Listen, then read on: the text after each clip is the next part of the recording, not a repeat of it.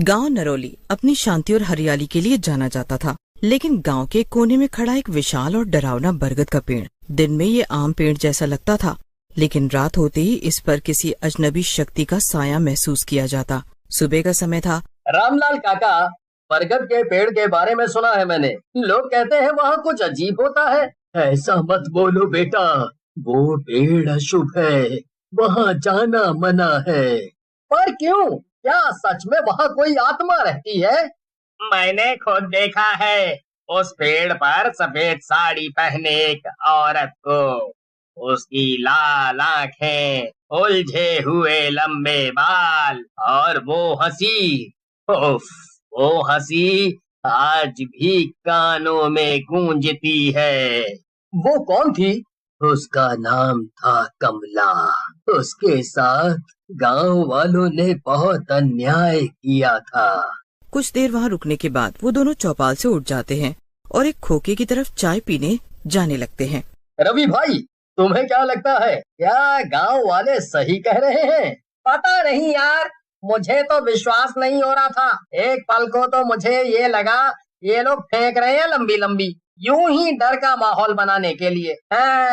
क्यों ना खुद जाके सच्चाई पता की जाए? क्यों, क्या कहते हो? मैं भी यही बोलने वाला था तुमसे। पता तो करना पड़ेगा, आखिर सच्चाई क्या है उस पेड़ की। शाम ढलने लगती है। रवि और करण को गांव वालों की बातें अफवाह लगी, इसलिए उन्होंने तय किया कि वे खुद जाकर सच्चाई का पता लगाएंगे। वे दोनों बरगद के पेड़ तक पहुँचे। पेड़ का आकार डरावना था। जैसे ही उन्होंने पेड़ को छुआ, अचानक हवा तेज हो गई। चारों तरफ अजीब सा सन्नाटा छा गया। तभी पेड़ के पीछे से किसी के पैरों की आहट सुनाई दी। वे पीछे मुड़े, वहाँ कोई नहीं था। लेकिन तभी पेड़ के ऊपर से एक औरत की डरावनी हंसी गूंजी। दोनों की सिट्टी पिट्टी गुल हो गई। दोनों गांव की तरफ भागे। पीछे से किसी के पैरों के घसीटने की आवाज आती रही। रात भी हो चुकी थी। डरावनी हंसी की गूंज उन्हें दिल का दौरा सा ही देता। अगर उन्हें चौपाल पहुंचने में थोड़ा और वक्त लग जाता तो। चौपाल पर पहले से ही बैठक हो रखी थी। रामलाल काका, हमने उसे देखा। वो सच में वहाँ है। मैंने कहा था तुम लोगों से, अब वो तुम दोनों को छोड़ेगी नहीं। तो अब क्या किया जाए? कुछ तो करना ही पड़ेगा सुरक्षा के लिए। उस पेड़ की आत्मा से बचने का कुछ तो उपाय होगा। उपाय तो अब पंडित जी ही बता सकते हैं। चलो, सुबह पंडित जी से मुलाकात करके ही कुछ सुझाव मिलेगा। फिर अगली सुबह करण और रवि गांव के पंडित जी के पास गए, जो इस आत्मा के बारे में जानते थे। उन दोनों ने जब पंडित जी को बच्चे का गायब होना और परछाई का दिखना जैसी घटना बताई, तो पंडित जी समझ गए। बहुत साल पहले की बात है।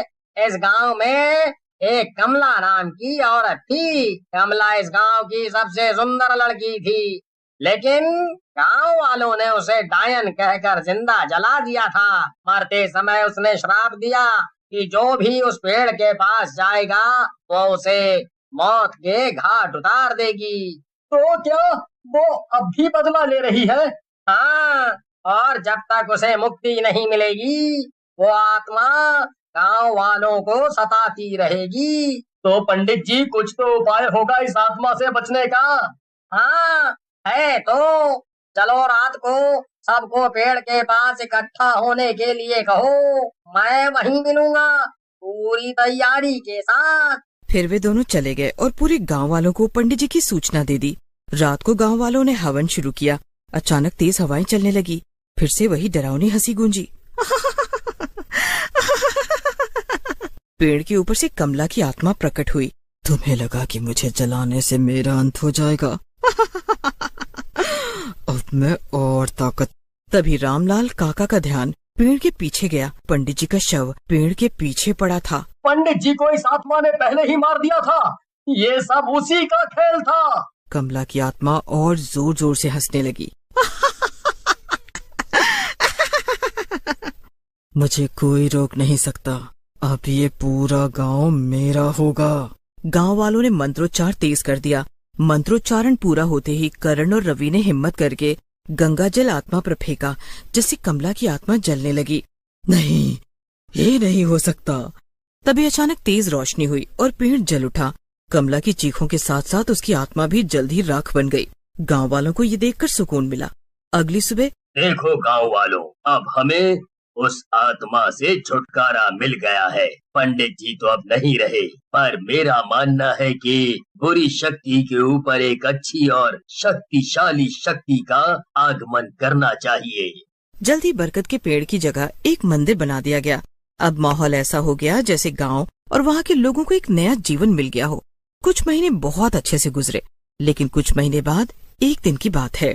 रात का गहरा सन्नाटा था। करण अपनी चारपाई पर लेटा हुआ था, लेकिन नींद उसकी आंखों से कोसों दूर थी। बरगद के पेड़ की घटना के बाद उसे लग रहा था कि सब कुछ ठीक हो गया है, लेकिन तभी अचानक करण को अपने कमरे में वही हंसी जोर जोर से आने लगी।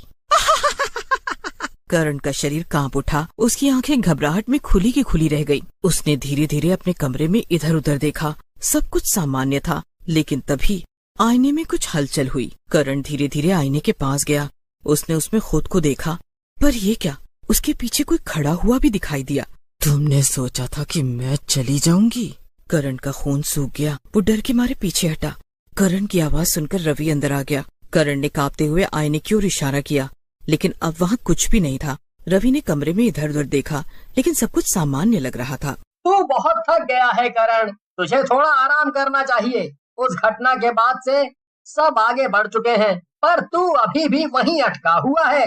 करण ने सिर हिलाया, लेकिन उसके दिल में अजीब सा डर बैठ चुका था। अगले दिन सब लोग फिर चौपाल की बैठक में मिलते हैं। काका, क्या आत्माएं सच में पूरी तरह मुक्त हो सकती हैं? हाँ, बेटा, आत्माएं तब तक मुक्त नहीं होती जब तक उनका अधूरा काम पूरा ना हो जाए। तो क्या कमला का बदला अभी भी अधूरा है? करण और रवि ने सोचा कि उन्हें नए बने मंदिर में जाना चाहिए। रात के अंधेरे में दोनों छुपते छुपाते मंदिर में दाखिल हुए। वहाँ का माहौल अजीब था। चारों ओर घना सन्नाटा और अंदर एक अंधेरा कमरा था। वहाँ जमीन पर कुछ पुरानी हड्डियाँ बिखरी हुई थीं। ये तो लगता है कमला की हड्डियां हैं। मतलब उसका असली शरीर अब तक सही से दफनाया नहीं गया था, इसीलिए उसकी आत्मा मुक्त नहीं हुई। चारों ओर अंधेरा छा गया और फिर डरावनी हंसी आने लगी। कमला की आत्मा अब दीवार से बाहर निकलने लगी। ये आत्मा अब पहले से भी ज्यादा खतरनाक लग रही थी। तुम लोगों ने मेरी शांति भंग कर दी, अब तुम भी मरोगे।